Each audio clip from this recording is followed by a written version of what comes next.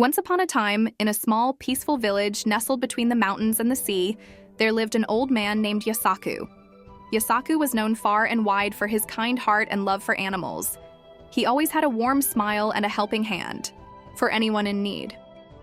His small house was surrounded by a lush garden, where he grew flowers and vegetables, and where birds and butterflies would often visit.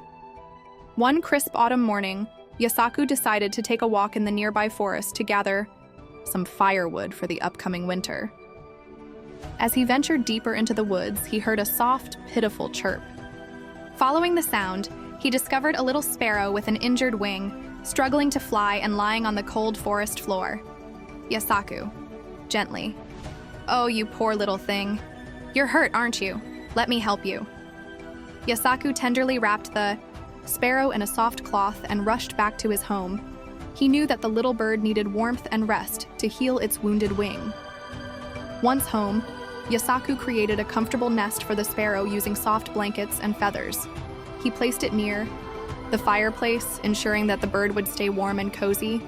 Over the next few days, Yasaku nursed the sparrow back to health with great care and dedication. He fed it the finest grains and kept it warm by the fire. He would sit by the sparrow's side, whispering words of encouragement and singing gentle songs to soothe its pain.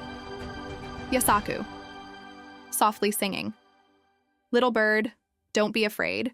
In my home, you'll heal and stay. With warm blankets, food, and care, you'll soon fly again in the air." The sparrow, grateful for Yasaku's kindness, looked up at him with bright, shining eyes. It chirped softly, as if to say thank you, and the two became fast friends. Yasaku would spend hours talking to the sparrow, sharing stories of his youth, and the many adventures he had experienced throughout his life. The sparrow, in turn, would chirp and sing, filling Yasaku's home with a joyful melody. Days turned into weeks, and the sparrow's wing finally healed. It was time for the little bird to spread its wings and return to the skies. Yasaku, though sad to see his friend go, knew that the sparrow belonged in the vast blue sky, soaring among the clouds. Yasaku, smiling, "Farewell, little friend. The world awaits you. Have a wonderful journey, and don't forget to visit me from time to time." Yasaku waved goodbye, his heart filled with joy and contentment, knowing he had helped a friend in need. He returned to his daily routine, tending to his garden and helping his fellow villagers, always with a kind word and a helping hand. A few days later, as Yasaku was working in his garden, he heard a familiar chirp. To his surprise, the little sparrow returned, carrying a small woven basket in its beak. The sparrow dropped the basket at Yasaku's feet and chirped happily, as if presenting him with a gift. Yasaku, laughing softly, "What's this, little friend? A gift for me? You shouldn't have." Yasaku picked up the basket and examined it curiously. The basket was intricately woven, with beautiful patterns and designs that Yasaku had never seen before.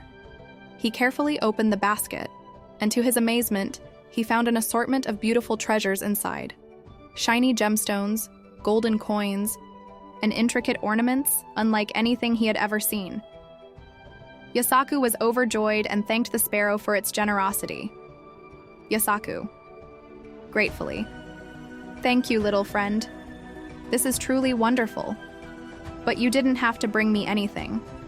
Your friendship is more than enough for me." However, Yasaku's greedy neighbor, Gonji, had been watching from afar. Gonji was a wealthy man, but his heart was filled with greed and envy. He saw the treasures that the sparrow had brought to Yasaku and wanted some for himself. He thought, "If that old man can get treasures from a sparrow, why can't I?" The next day, Gonji set a trap in his garden and caught the sparrow in a net. The sparrow, frightened, struggled to free itself, chirping in distress. Gonji approached the trapped bird, his eyes gleaming with greed. Gonji, greedily, "Bring me treasures, little bird, or else." The sparrow, terrified, managed to escape from the net and flew away, disappearing into the sky. Gonji, furious, shook his fist at the fleeing bird, shouting threats and curses. But the sparrow was gone, and Gonji was left empty-handed. Later that day, the sparrow returned to Gonji's garden, carrying a large, heavy basket. Gonji's eyes widened, with greed as he saw the basket, expecting to find piles of gold and jewels inside. He rushed to the basket and opened it eagerly, his heart pounding with anticipation. But to his horror, out popped snakes, demons, and all sorts of terrible creatures. Ganji screamed and tried to run, but the creatures chased him, nipping at his heels and causing him to trip and fall. He crawled on the ground, trying to escape, but the creatures surrounded him, their eyes glowing with malice. Ganji, Tarif,